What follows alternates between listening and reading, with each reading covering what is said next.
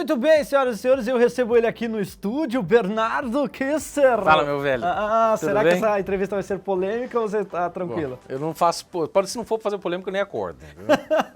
Então vamos ver o que vai sair daqui hoje. É preciso dizer que o Bolsonaro voltou a comer bife. Eu já vou explicar para vocês por quê. Eu queria saber quando é que... Vamos começar já quente essa entrevista aqui. Como é que surgiu essa ideia, esse insight de falar, vou jogar tudo pro YouTube? Cara, foi de uma necessidade, na verdade, muito controversa, porque o primeiro vídeo que eu lancei no YouTube foi em 2017, por volta de 2, 3 de julho, se não me falha a memória. Por que eu lancei aquele vídeo? Porque o Facebook, na verdade, que era a minha principal ferramenta de comunicação, em que eu publicava artigos, notas, análises e coisas, que estava crescendo muito bem, mudou as suas políticas públicas e eu falei, olha, essas políticas públicas aqui, por uma série de questões, que daria uma explicação muito longa, mas enfim, depois o vídeo está no meu canal, se alguém quiser ver, essas mudanças de políticas públicas do Facebook redundariam em censura a cristãos, a pessoas mais conservadoras, etc. Tiraram sarro de mim, quando foi 15 dias depois, censuraram 50 páginas católicas, cristãs, etc. Oi, meu nome é Bernardo Kisser, eu estou gravando esse vídeo em caráter de urgência, porque muitas páginas católicas, cristãs em geral, no Facebook estão sendo excluídas, censuradas pelo próprio Facebook. E aí eu falei, pô, tá faltando análise, né? Tá faltando as pessoas trazerem fatos com provas documentais, analisá-los e talvez fazer uma previsãozinha ou outra, que é uma coisa que eu arrisco pouco. E aí surgiu as pessoas, que legal, faz mais. Daí eu comecei a fazer um por semana. Aí depois de um ano e tanto, só que eu fui fazer começar a fazer um por dia, né? E quando foi o estopim, assim, aquele vídeo que o teu canal virou e falou, agora o negócio ficou sério? Foram vários, foram assim, vários picos, né? Teve um vídeo que eu fiz a respeito das teorias de gênero, depois em relação a Judith Butler, a vinda dela ao Brasil. Teve um vídeo em resposta ao do Vivier, quando ele defendeu o aborto, eu sou pró-vida, né, contrário ao aborto. Teve vários vídeos que foram vários picos, né? Porém, um que estourou e que acabou depois redundando no filme que eu estou produzindo foi quando houve aquele caso daquele intereclesial aqui em Londrina, no início de 2018, em que, assim, era um evento da Igreja Católica, de fato, promovido pela Arquidiocese, etc., e que, assim, virou simplesmente uma propaganda do Lula livre. E agora Londrina é o palco de outro ovo da serpente que está sendo chocado esta semana aqui na minha cidade. Você viu essas imagens? Você ficou chocado? Isso que vocês viram não é cartaz de DCE de universidade, isso aí é da Via Sacra. Fui cobrir o evento, meio disfarçado, gravei tudo, peguei imagens de apoio, documentos, etc., e fiz uma série de vídeos. Então você já sabia o que estava prestes a acontecer ali? Não, assim, eu fiquei sabendo no dia que aconteceu. Aí eu fui cobrir tudo e comecei a fazer uma série de vídeos analisando e mostrando os problemas daquilo em relação à doutrina da igreja, etc. Né? Aquilo sim explodiu, tanto que é o vídeo mais visto do meu canal, deve estar quase 1 milhão de visualizações, etc. Até hoje, né? E aí fiquei conhecido por essa coisa. Se eu não me engano, esse foi o primeiro vídeo seu que eu vi. E você já antecipou aqui para o pessoal que ainda não te conhece que você traz assuntos da Igreja Católica. Também. Né? Eu mexo muito com política, filosofia, religião e cultura. Só assunto tranquilo. Exato, eu acho que religião se discute sim. Você acha que discute? 100%, pô, nós estamos há 5 mil anos fazendo isso. E você ama a Igreja Católica ou você odeia a Igreja Católica? Pô, eu sou um católico de marca maior, eu sou um porcaria, né? Como dizia o Chesterton, um escritor católico inglês, né? Não é a igreja que precisa de mim, né? Sou eu que preciso da igreja, né? Então, como eu sei que eu sou um porcaria, para não dizer uma coisa pior aqui, eu preciso da igreja, sei que a igreja tem feito muito bem para mim e para o mundo aí. Então, mas como é que fica a sua posição de católico quando você se sente obrigado, porque a partir do momento que a ideia surge na sua mente, eu tenho certeza que você se sente obrigado a botar isso para fora. Exato. Você não fica se questionando, será que eu falo? Isso vai prejudicar a imagem da minha igreja? Como que você se vê enquanto pessoa física, membro da Igreja Católica?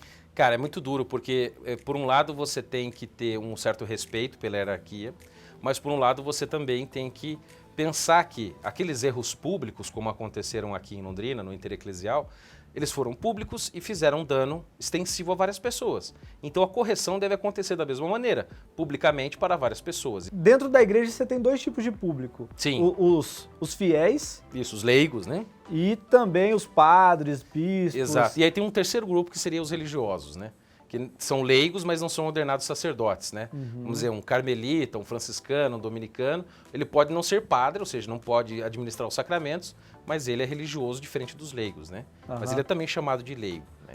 Dos dois lados, você tem quem é a favor de você, das suas opiniões, dos dois lados você tem aqueles que, poxa vida, não fala assim e descem a lenha? Muitos bispos são contra o que eu venho fazendo.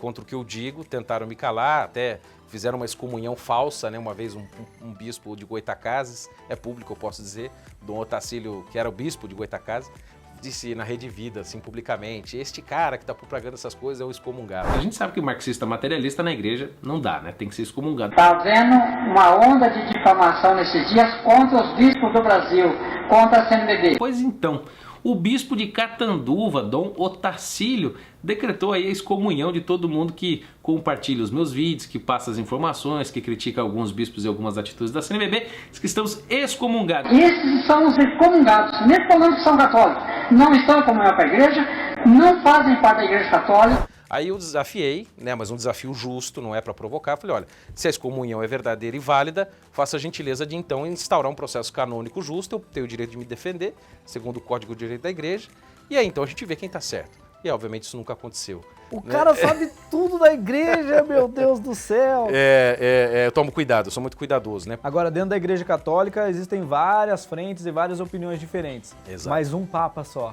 Exatamente, um só papa. Isso aí é indiscutível. E aí, qual é o seu vínculo como membro da igreja, como um fiel que respeita a hierarquia? Claro. E como formador de opinião em relação às quebras de paradigma que ele vem trazendo? O Papa Francisco, ele de algum modo, ele quebra um pouco a linha que vinha sendo traçada por João Paulo II e Ratzinger. E ele tem uma postura muito diferente, muito mais, vamos dizer assim, do diálogo, da abertura, etc., o que de algum modo eu discordo, mas ela tem trazido muita gente para a igreja, eu tenho visto, por causa desta postura dele, assim, vamos dizer, menos incisiva, etc. Isso tem feito algum benefício. Agora, eu quero ir para o cinema, daqui a pouco a gente vai falar do teu filme, mas eu queria saber a opinião de quem é estudioso da área. O filme é antigo, a série do Código da Vinci, Tom Hanks. Eu vi que em algumas igrejas os padres falavam assim, não assista ao filme, não assista, com medo do que viria antes do filme ser lançado, né? E muita ficção ali, ou pelos estudos que você vem fazendo, tem muita coisa ali que é... Aquilo ali é pura maconha, pura viagem. Assim, desculpa, entendeu? Não dá. Uma pessoa que leu minimamente a história, assim, conhece as coisas, não faz o menor sentido. Aquelas histórias de bastidores. Quando ele fala do cara, Opus Dei, o cara se batendo. Eu tenho um monte de amigo que é do Opus Dei. Os caras do Opus Dei foram responsáveis, em parte, pela minha conversão. Conheço muita gente do Opus Dei, muita gente boa. Pelo amor de Deus, entendeu? O cara que fica na minha casa, dorme lá na minha casa, não dá. Isso é maluquice, tudo invenção. Olha só, já tive o privilégio de entrevistar o Rafinha Bastos. Ele é meio... Legal. Ele é meio ácido, né? Sim. E aí ele expressou uma opinião sobre você. O que aconteceu nos bastidores ali? Foi assim, eu digo pra você que eu conheci o Rafinha Bastos uma vez, mas foi assim de passagem. Eu fui dar uma entrevista à Leda Nagli, e na casa dela, muito minha amiga, inclusive, ela e o filho dela, o Duda. E aí fui dar uma entrevista à Leda. Quando eu entrei na casa da Leda, tava saindo o Rafinha. A gente se cumprimentou tudo e pronto, né? Aí deu assim umas 3 semanas, ele falou umas porcarias sobre aborto, mas assim, ele falou assim, olha, não estudo o assunto, mas o que eu acho é isso, ele admitiu. Aí eu fiz um vídeo, coloquei e eu falei, olha, cara, você errou aqui, mas eu falei numa boa, porque eu vi que ele não fez na sacanagem. Quando eu vejo que o cara faz na sacanagem, aí eu zoo pesado. Então eu não zoei, falei, olha, cara, eu acho que você errou aqui, a estatística é assim, trabalha assim, pensa assado. Ele daí depois em vários vídeos admitiu, falou, olha, eu gosto de discussão quando as pessoas estão abertas e querem trabalhar com a verdade, não querem só ficar zoando isso pró ou contra, mas vamos falar de fatos, etc. E ele me elogiou, ele falou assim, o cara me respondeu do modo que eu gostei, o cara foi firme, não ficou zoando ou falando besteira, o cara me respondeu. Respondido. Agora, Bernardo, você diz o seguinte, eles estão no meio de nós. Exatamente. E vem aí uma superprodução. Super. Internacional. Exatamente. Quantos países? 5. França, Itália, Estados Unidos e México e Brasil. Uau. 6, né? Então vamos falar do seu filme que está prestes a ser lançado. Nos bastidores você já falou para mim que tem muita gente na expectativa, achando que vai incomodar muito. Conta pra gente um pouco desse filme, como surgiu essa ideia, que mensagem que você quer levar pro público. Perfeito. Olha, o filme tem este nome, Eles Estão no Meio de Nós, em função daquele, vamos dizer, responsório que tem na missa, principalmente nessa missa nova, que a gente diz, sei lá, o padre diz lá, o Senhor esteja convosco, a gente responde, Ele está no meio de nós, ou seja, Deus está aqui. Né? E aí eu quis pegar este responsório da missa e dizer, eles estão no meio de nós. E isso explica muita coisa do filme. Quem são eles? Eles são estas pessoas ou grupos de interesse que estavam na Igreja Católica já e resolveram mudar as coisas. Isso já vem de muito tempo, mas isso se intensificou a partir da década de 50. E eles resolveram tentar criar uma síntese entre marxismo e teologia católica, para usar a igreja em prol do processo revolucionário. A teologia da libertação, então, promove a dessacralização da fé, transformando o próprio Cristo em um líder político, a Santa Ceia em um simples banquete, e promove a politização da fé. Então, eu digo eles estão no meio de nós por causa dessas pessoas que estão no meio da igreja, né? Aí as pessoas dizem, pô, Bernardo, mas é um absurdo falar isso. Pô, que absurdo? Jesus lá tinha 12, não tinha 12? Não era um traidor? Digo, no meio de 12 tinha um, imagina hoje que tem quase 2 bilhões. Tá cheio de traidor. Jesus falou, ó, o joio vai estar aí no meio, né? Vai estar o trigo e tem o joio. É parecido, mas não é a mesma coisa. E quem são as pessoas que você escolheu para entrevistar lá fora? Joia. Algumas delas que já apareceram. Tem o historiador e professor, doutor em educação, professor Thomas Juliano, que vai trabalhar muito bem a questão da relação entre teologia da libertação e Paulo Freire, porque sem o Paulo Freire não existiria teologia da libertação, em função do trabalho que foi feito no movimento educacional de base nos anos 60 no Brasil, nas ligas camponesas. Tem, por exemplo, um casal católico que trabalha só com juventude, que é o Tiba e a Deia, que trabalhavam na Canção Nova, hoje não estão mais lá, ensinam homeschooling, etc. Tem historiadores renomados que eu não vou poder falar ainda porque vão sair só no teaser. Tentamos juntar um conjunto que pudesse compor uma espécie de conjunto de feixes de contradição, ou seja, várias visões do mesmo objeto para a gente fazer uma espécie de construção 3D, vamos dizer assim, da história. E aí eu entro como, eu fiz todas as entrevistas, a Viviane Principal é a roteirista e diretora do filme, né, nós temos uma produtora, etc., mas assim, a nossa equipe é pequena, o orçamento, apesar de ser um filme complexo, o orçamento é pequeno em função de todo o equipamento.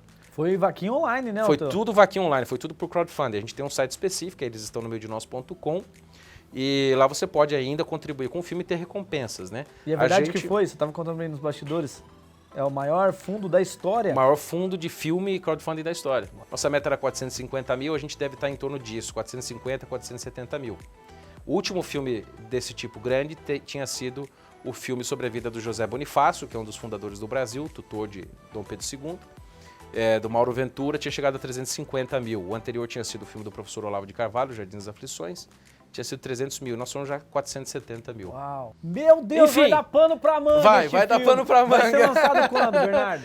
Olha, Rafa, a gente tem a expectativa de lançar esse ano. Nós gostaríamos de lançá-lo antes de outubro. Em salas de cinema? Salas de cinema. Salões paroquiais, como vai ser? 27 cidades do Brasil, nossa meta mínima.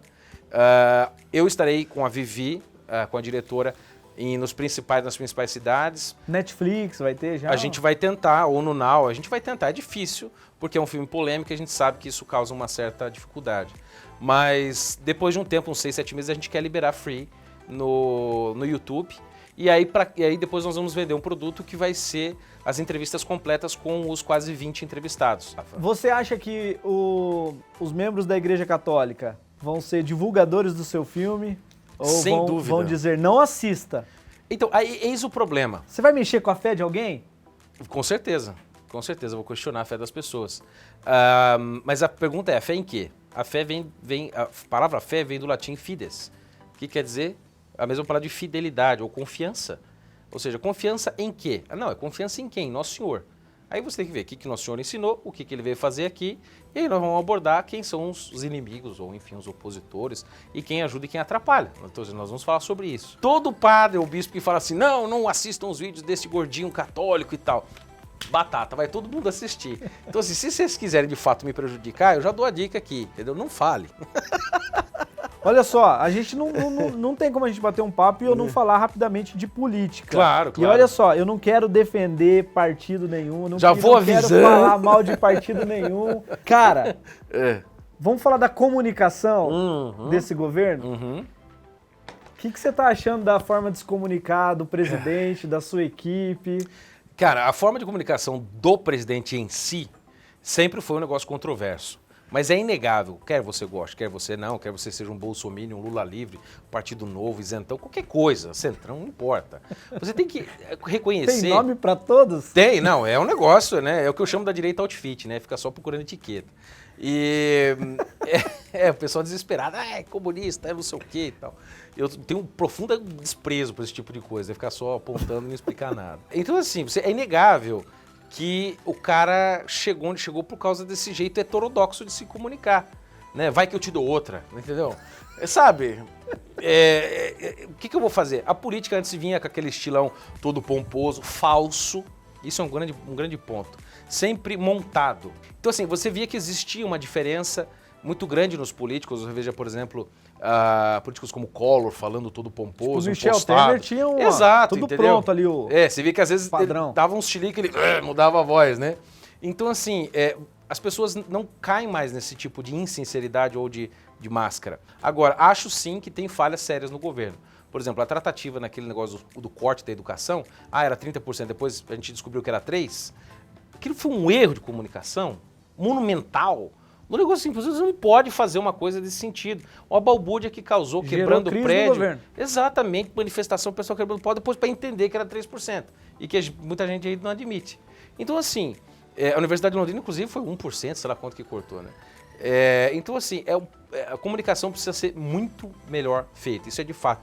Precisa ter uma estratégia comunicacional. Agora, sim, a gente poderia ficar aqui e fazer um outro documentário, é uma enciclopédia. Se eu fosse apresentar o Bernardo aqui, em vez de eu apresentar tudo que ele faz, eu colocaria que ele é um grande pensador, estudioso, que comunica as coisas que ele pensa, que ele estuda. E eu acho que resume um pouquinho de tudo que você faz, né? Exatamente. Quero te agradecer. Eu quero deixar de presente para você o meu livro, que eu acabei ótimo. de lançar Vamos pela fazer um merchan Alta aqui. Books.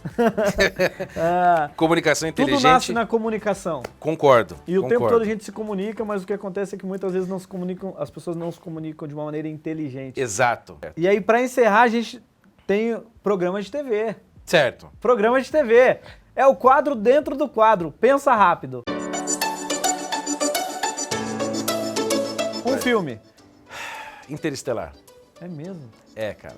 As dobras do universo. Exatamente, teoria das cordas. Eu sou apaixonado por essas coisas. Não pode ser, hein? Um livro. Cascalho, do Herberto Salles.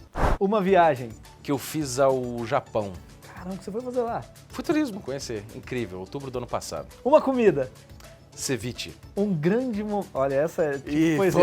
Um grande momento da sua vida. Grande momento da minha vida? Ai, cara, foi quando eu encontrei minha vocação como comunicador. Que eu descobri que meu negócio era esse, entendeu? E que eu tinha que levar uma vida séria de estudos e que isso iria orientar a minha vida e ajudar as pessoas. Eu digo que comunicar é você botar pra fora aquilo que tá dentro de você. Exatamente, a impressão autêntica. Uma frase ou pensamento? Frase ou pensamento. Inclusive eu vou colocar aqui uma dica do controverso professor Olavo de Carvalho, de quem eu sou aluno. Ele sempre cita uma frase de Goethe, que é importantíssima. A maior força que existe no universo é a personalidade. Eu acredito muito nisso. E Bernardo Kister não vive sem? Puxa vida, sem humor.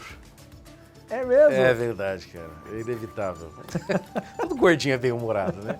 Dizia meu avô que tem alma folgada no corpo, né? Tá espalhada. Aí, não foi tenso esse final, senhoras e senhores. Bernardo Kister. Só seguir no canal do YouTube e também no Instagram. Obrigado. Meu cara, eu que agradeço. E quando obrigado. lançar o filme, a gente quer soltar aqui, hein? Com certeza, com certeza, com certeza. Te mando umas imagenzinhas, algumas coisas. Pode deixar comigo. Obrigado.